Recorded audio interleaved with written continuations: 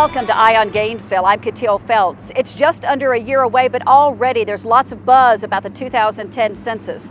In this edition of Eye on Gainesville, I'll be talking with representatives from the Gainesville Early Local Census Office on the importance of being counted. And we'll be two community leaders who will be co-chairing the Complete Count Committee. First, the latest news in Gainesville. The 9th session of the Gainesville Citizens Government Academy kicked off March 17th at the Civic Center with 25 students. The 10-week Government Academy will focus on how the city provides services and the city's plans for working through the economic hardships we're currently encountering. The first class was basically a meet and greet session. Graduation ceremonies are planned for May 19th. Gainesville Mayor Myrtle Figueres was just one of several local officials and volunteers participating in the Mayor's for Meals Day Wednesday, March 18th. The mayor wasn't the only celebrity delivering meals. Meals on Wheels coordinator Mylan Chrisman brought in some Atlanta Falcons in special recognition of March as Meals on Wheels month.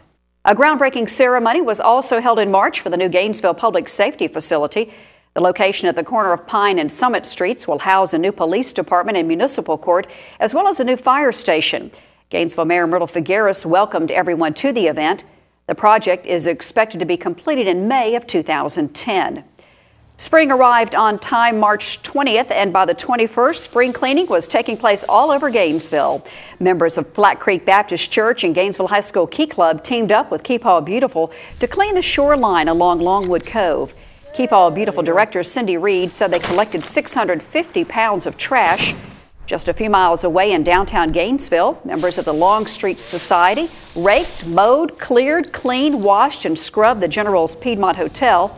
For a complete listing of monthly cleanups, you can visit the city website at gainesville.org. Although the census is almost a year away, there's still lots of work that's being done behind the scenes as 500,000 temporary workers are hired to do the counting, including more than 1,000 in the Gainesville area alone. Carol Zaremba is in charge of the Gainesville Census Office. Carol, tell me about this new census office here in Gainesville.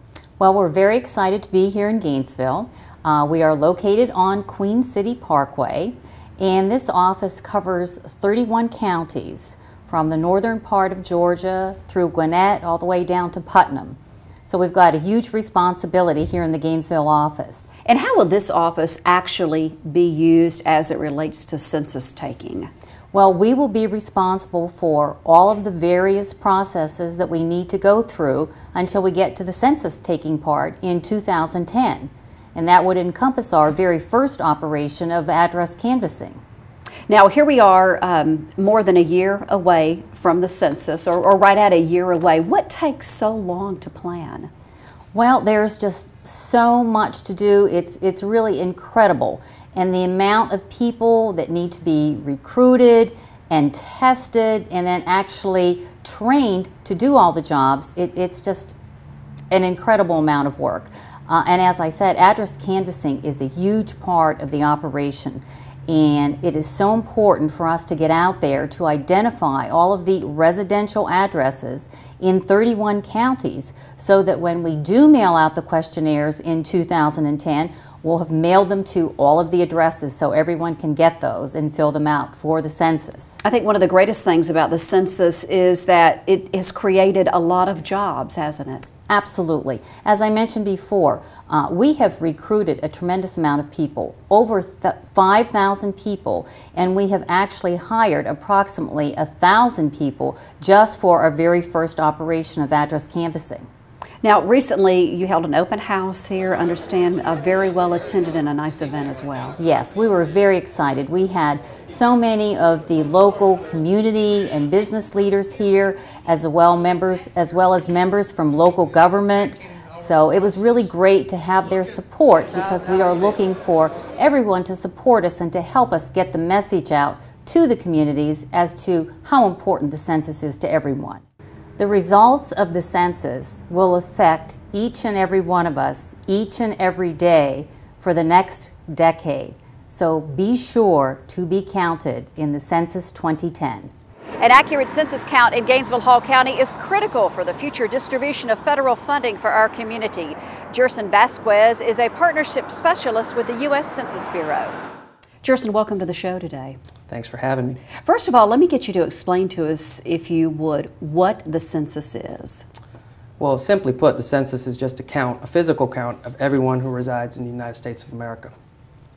This office where we are sitting today has been open for a few weeks now, and Carol just talked to us about the grand opening and the open house. But I also understand that this is one of the first offices of this kind around the United States. How was Gainesville chosen?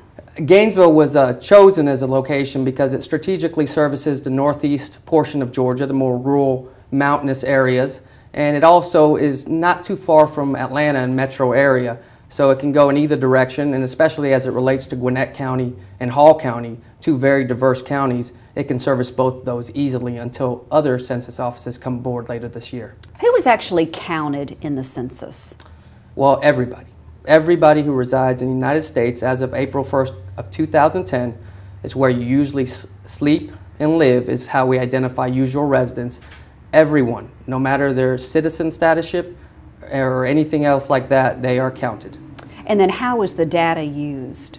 Well, the data is used as simply as converted into aggregate statistics. So we don't, personally identify people by personal information. What we do with the data is primarily the function of census is to determine political representation in the U.S. House of Representatives.